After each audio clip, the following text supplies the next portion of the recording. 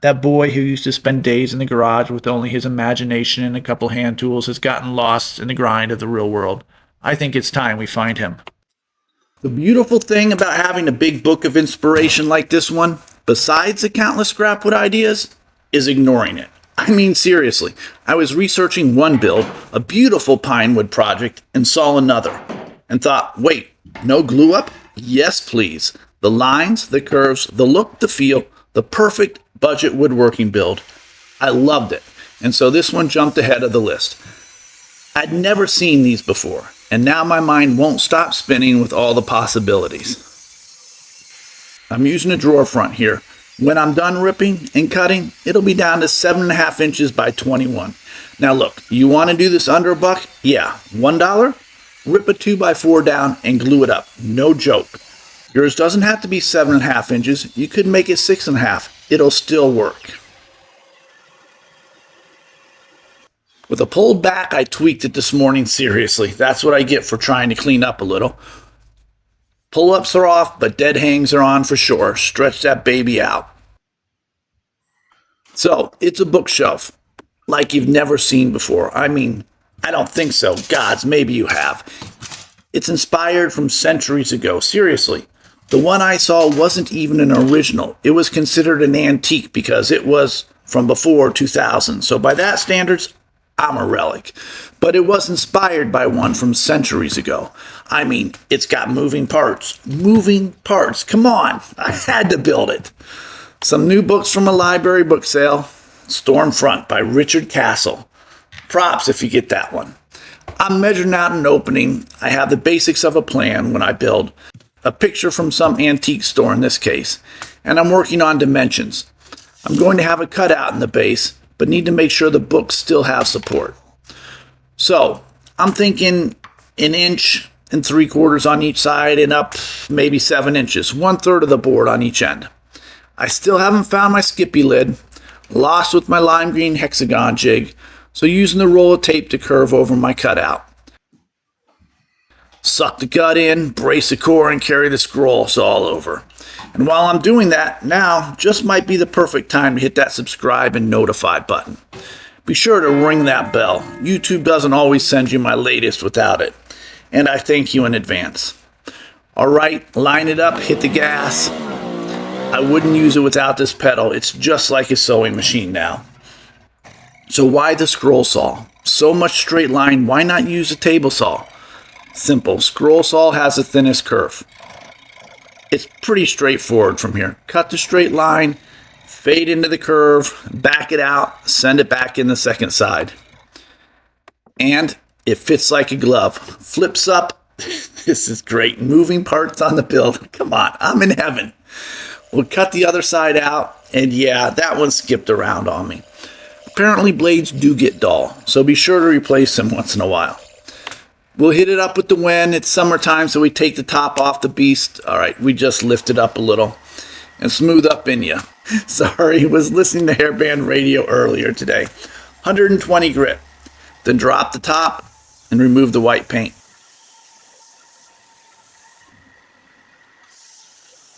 She's coming together now.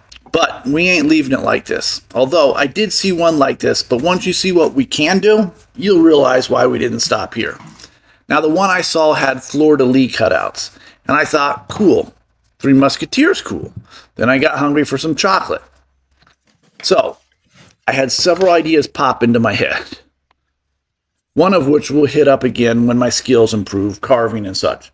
Or that laser engraver I keep thinking about. But for now, I thought I'd continue my Western theme from Sunday and went with the horse head.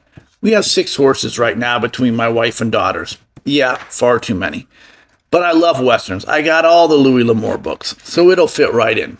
For the head, I took a picture of one of my daughter's Breyer horses, removed the background, moved it into GIMP, scaled the size, and created a pattern. Printed it. Some glue onto a piece of pressboard. There's a link for the snack chips the pressboard came from if you want to be authentic. Just kidding. I've been known to use Cheez-It boxes as well. I cut the pattern out and have it for both sides. Alright, scroll saw magic again. The WEN is getting her workout in today. New blade in, she's a cutting machine.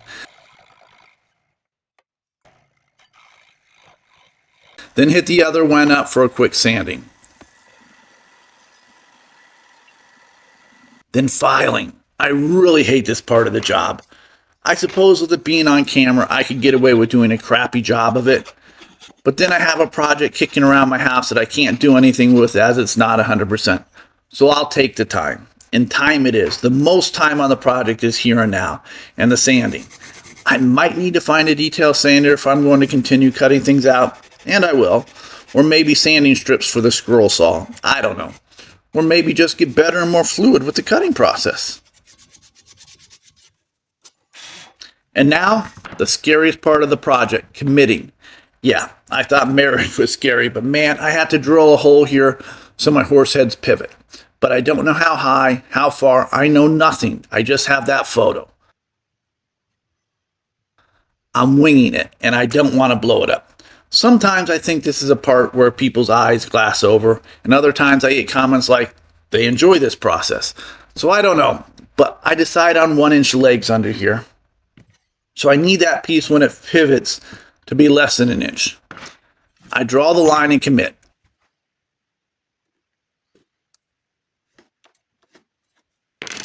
It's too big for my drill press, so I have to drill by hand. So if I'm off, it won't pivot, or it'll pivot lopsided.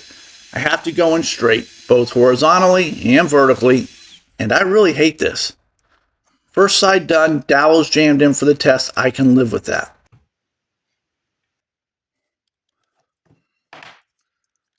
On to the second. In truth, this came out well, better than I thought. I did have to clean up one hole, the first one. I had to enlarge it a touch to get it to turn fine. I just went in a little too lopsided. Jam some pencils in for now, and there we have it. It's looking good. The holes are 5/64. I don't know, don't ask. It was the size of the dowel I had kicking around. All right, legs. I'm going 3 here. The original had 2, but it was also made of oak. So there was no sagging. With pine, I would feel better with a 3rd. Also, the original had them the same width as the base. I get it. It might have made it look older by doing it that way, or less obtrusive. I may have screwed up the lines by extending my legs a 1/2 inch on each side, then beveling the edges, but I want to draw attention to the piece. I'm proud of it. Well, so far. And now she's got legs, and she knows how to use them.